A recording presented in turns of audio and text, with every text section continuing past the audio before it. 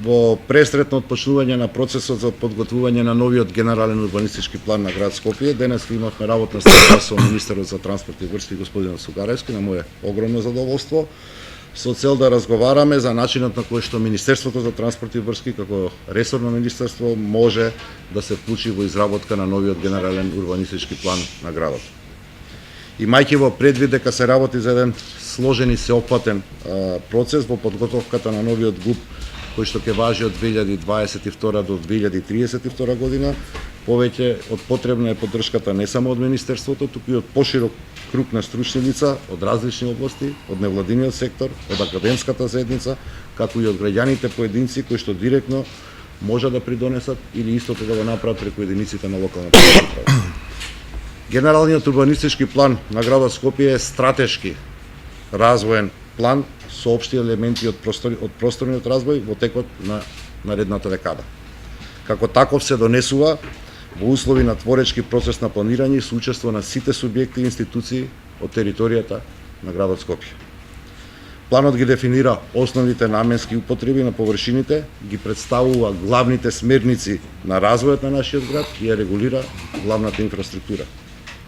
Претходниот ГУП на град Скопје е усвоен 2012 година. Од денес до денес се извршени многу парцијални измени во просторот, што главно се однесува на измени кои што се однесуваат на програмите и локациите за определени содржини. Од позиција на градоначалник, моите заложби се однесуваат за рационално, контролирано и флексибилно ширење на град Скопје, а во насока на обезбедување на одржлив развој. Визионерско планирање на сообраќајната инфраструктура, како основен елемент на просторната комуникација. Соодветно планирање на комуналната инфраструктура, посебно од аспект на инфраструктура за прифаќање, селектирање, рециклирање и депонирање на цврст и друг вид на отпад, како и реконструкција на изградените досега простори и блокови во простори со повисок комунален, меѓутоа и амбиентален стандард. По мојата визија, Скопје треба да биде зелен град, со многу внимателно распоредени зелени површини, повеќе функционални јавни простори од досегашните, сообраќај планиран на начин што ќе одржи одржлива урбана мобилност и комунална инфраструктура која што целосно ќе биде во функција на обезбедување на чиста и здрава животна средина. Верувам дека Скопје ќе се развива и ќе се шири на начин што ќе се релаксира од претерана урбанизација јужниот дел од градот, на сметка на рационално користење на неискористените, а се уште слободни површини на северниот дел од градот. Во текот на изработката на новиот ГУП, верувам дека ќе бидат разгледани и можностите за отстранување на некои недостатоци од постојната планска документација.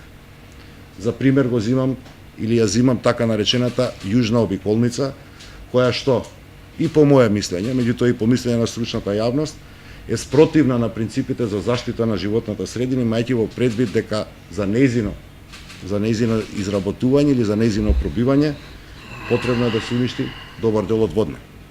Сосема на крајот, ќе подвечам дека до 2022 година истекува важноста на постојниот ГУП.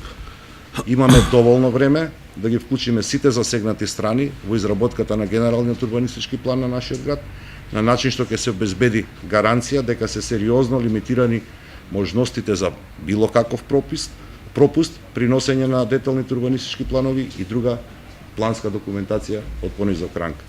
Од тука верувам дека ќе се отворат можности со новиот генерален урбанистички план да обезбедиме услови да се продолжи детално планирање на градот на начин што сериозно ќе го напредува животот и животната средина на нашите граѓани.